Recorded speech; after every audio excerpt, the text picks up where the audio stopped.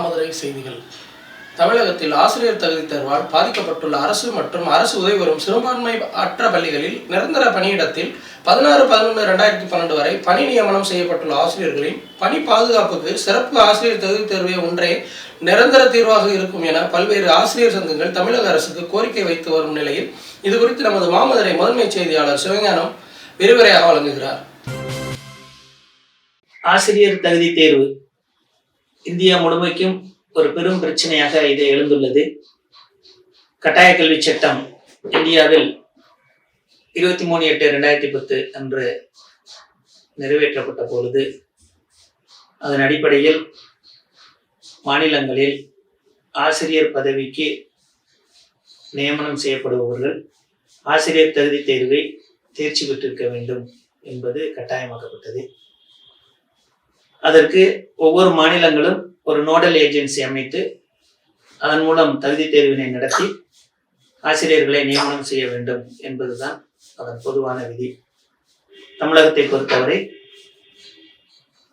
முதல் ஆசிரியர் தகுதி தேர்வு, அதாவது டிஆர்பி எனும் நோடல் ஏஜென்சி அமைத்து முதல் ஆசிரியர் தகுதி தேர்வு 12/7/2012 அன்று நடைபெற்றது. அதனுடைய முடிவுகள், அந்த தேர்வினுடைய முடிவுகள் 26/8/2012 அன்று வெளியானது.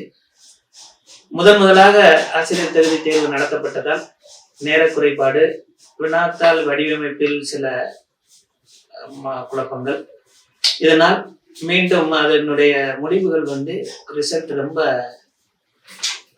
குறைவா இருந்துச்சு, தேர்ச்சி பெற்ற ஒரு சதவீதம். அதனால் ஒரு சப்ளிமெண்டரி தேர்வு அடுத்த மாதமே, அதாவது அக்டோபர் 2012 நடத்தினாங்க. அதனுடைய முடிவுகள் நவம்பர் 2012 வந்துச்சு. அதன் அப்படி 16/11/2012 அன்று தமிழக பள்ளிக்கல்வித்துறையினுடைய இயக்குனர் அவர்கள் ஒரு சுற்றறிக்கை வெளியிடுறாங்க. அதுல இனிமேல் ஆசிரியர் தகுதி தேர்வு இல்லாமல் நியமனம் செய்ய வேண்டாம், அப்படியே நியமனம் செய்ய நேர்ந்தாலும் 5 ஆண்டுகளுக்குள் தேர்ச்சி பெற்று அதன் பிறகு அவர்கள் பணியில் தொடர வேண்டும் என்ற அடிப்படையில் ஒரு சுற்றறிக்கை. ஆக 16/11/2012 அன்றுதான் தமிழகத்தில் உள்ள அனைத்து முதன்மை கல்வி அலுவலர்களுக்கும் மாவட்ட கல்வி அலுவலர்களுக்கும் அந்த சர்க்குலர் போகுது. ஆக 16/11/2012 பிறகுதான் ஆசிரியர் தகுதி தேர்வு கட்டாயம் என்பது அதன் மூலம் நாம் அறிந்து கொள்ள முடியும். எனவே அந்த மேற்கண்ட தேதி வரை பணி நியமனம் பெற்றவர்களுக்கு ஆசிரியர் தகுதி தேர்விலிருந்து விலக்கு அளிக்க வேண்டும் என்று ஆசிரியர்கள் கோரிக்கை வைத்திருந்தனர். தொடர்ந்து நீதிமன்றங்களிலும் வழக்கு தொடர்ந்து தங்களது பணியை தொடர்ந்து கொண்டிருந்தனர்.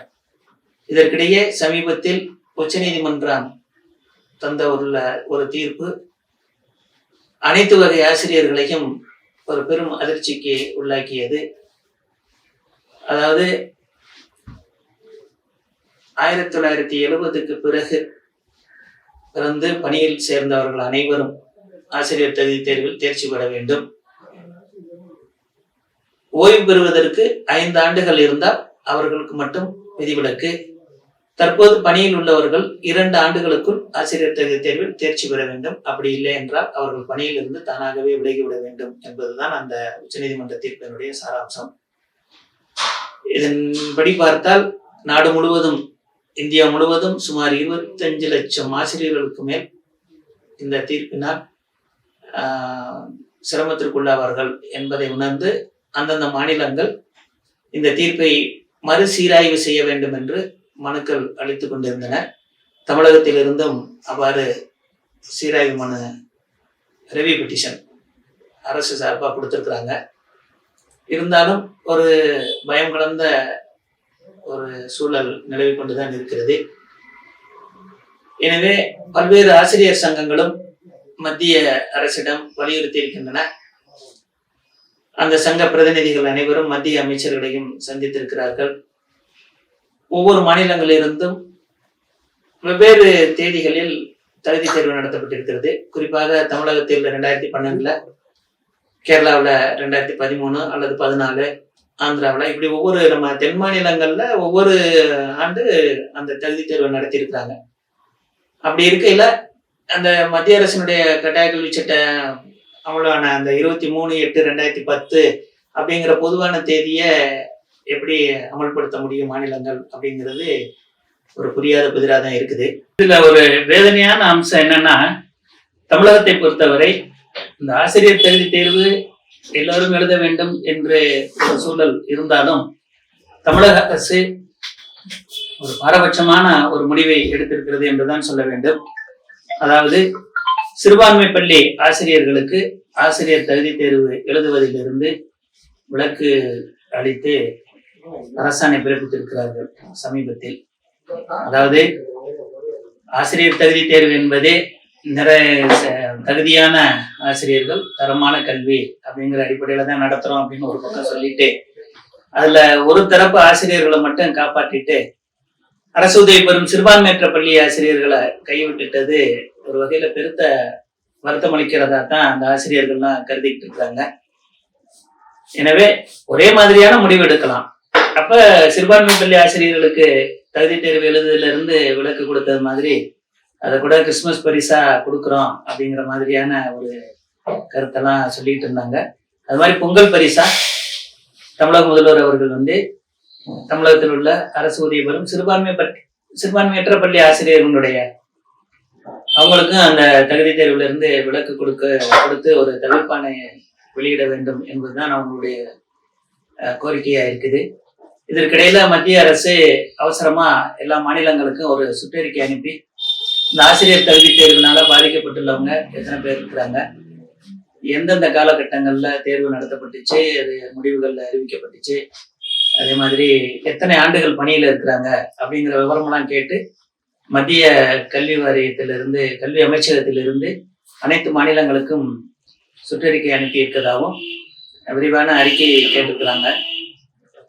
அதனால நம்ம மத்திய அரசுக்கு வைக்கிற கோரிக்கை என்னன்னா, இந்த மாதிரி மாநிலங்கள் தரக்கூடிய பட்டியலை பெற்றுக்கொண்டாலும் அதில் பல்வேறு தேதிகள் இருந்தாலும் அந்தந்த மாநிலங்கள் கடைசியா தேர்வு வச்சு எப்ப தேர்வுக்கு முந்தைய வரைக்கும் உள்ள ஆசிரியர்களை தகுதி தேர்வு எழுதுல இருந்து விடுவிச்சிடலாம் அப்படிங்கிற ஒரு வாய்ப்பை மாநிலங்களுக்கு கொடுக்கணும் மத்திய அரசு அப்படிங்கிறதையும் இந்த ஆசிரியர்கள் கேட்டுக்கிட்டு இருக்காங்க. அதனால தமிழக அரசும் மத்திய அரசும் இந்த விஷயத்துல ஒரு இணக்கமான ஒரு முடிவை எடுக்க வேண்டும் என்றுதான் இந்த பாதிக்கப்பட்டுள்ள ஆசிரியர்கள் எதிர்பார்க்கிறாங்க. இன்னும் குறிப்பா தமிழக அரசு மத்திய அரசுக்கு ஒரு கடிதம் அனுப்புனா நல்லது அப்படின்னு நினைக்கிறாங்க.